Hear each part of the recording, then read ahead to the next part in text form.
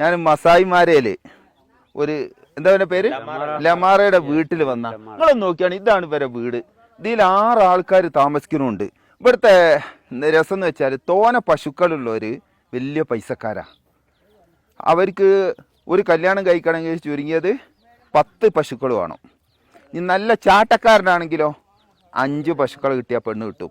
അപ്പം 100 പശുക്കളുണ്ട്, അത്രയും പെണ്ണിട്ടാന്നിട്ട് അതിൻ്റെ അർത്ഥം ആ ഇവിടുത്തെ അമ്മ. പിന്നെ ഒരു കാര്യം കൂടി, ഈ വീടുണ്ടാക്കി കൊടുക്കേണ്ട ഭാര്യ വീട്ടുകാരാ. ആണുങ്ങൾ ഒരു വീടുണ്ടാക്കി കൊടുക്കണ്ട. ഇവരെ വീടൊന്ന് ഞങ്ങൾ കാണിച്ചു തരാം. ലൈറ്റ് ഉണ്ടേ സാബിത്താൻ്റെ കയ്യിൽ? ഒന്ന് കാണിച്ചു കൊടുത്ത. ഇവർ ഇതിൻ്റെ ഉള്ളിൽ ആടും താമസിക്കുന്നത് ഇതിൻ്റെ ഉള്ളിലാണ്, ഇവരും താമസിക്കുന്നത് ഇതിൻ്റെ ഉള്ളിലാണ്. നിങ്ങളൊന്ന് നോക്കി. നമ്മൾ കോഴിൻ്റെ കൂട് വരെ ഇതിൽ ഉഷാറാ.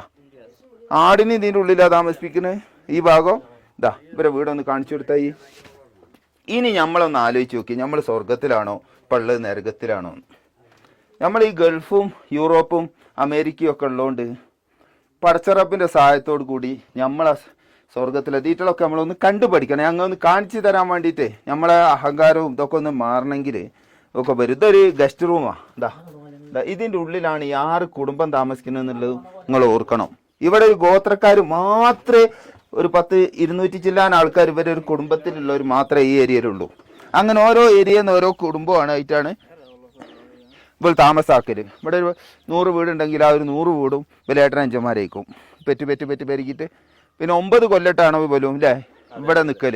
അത് കഴിഞ്ഞാൽ പിന്നെ ഇവർ അടുത്ത ഏതെങ്കിലും സ്ഥലത്തേക്ക് വീടുണ്ടാക്കി പോകും. അപ്പോൾ ആ പെണ്ണുണ്ടാക്കി കൊടുക്കണമെന്നുള്ളത് എനിക്കറിയില്ല കേട്ടോ.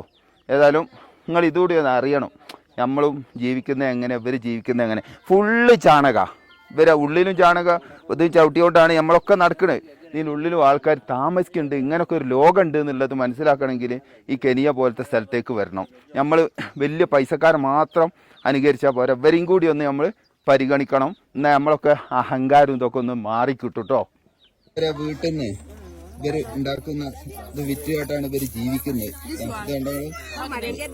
ഓരോ സ്ഥലങ്ങളും ഓരോ കൗശല സാധനങ്ങളും ഇവരിങ്ങനെ ഇവിടുന്ന് ഉണ്ടാക്കി ഇവിടുന്ന് വരുന്ന നമ്മളെ പോലത്തെ ഗസ്റ്റുകൾക്ക് വിൽപ്പന നടത്തും.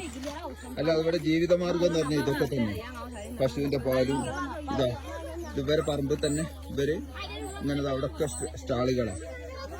അല്ല നമ്മുടെ നാട്ടിലെ മാതിരിയുള്ളതല്ല. ഇതൊക്കെയാണ് ഇവരെ ജീവിത മാർഗങ്ങള്. പെണ്ണുങ്ങൾ തന്നെ ജോലി ചെയ്ത് കൊണ്ടുവന്ന് ആണുങ്ങളെ പോറ്റുക. പച്ച മലയാളത്തിൽ പറഞ്ഞാൽ അത് തന്നെ.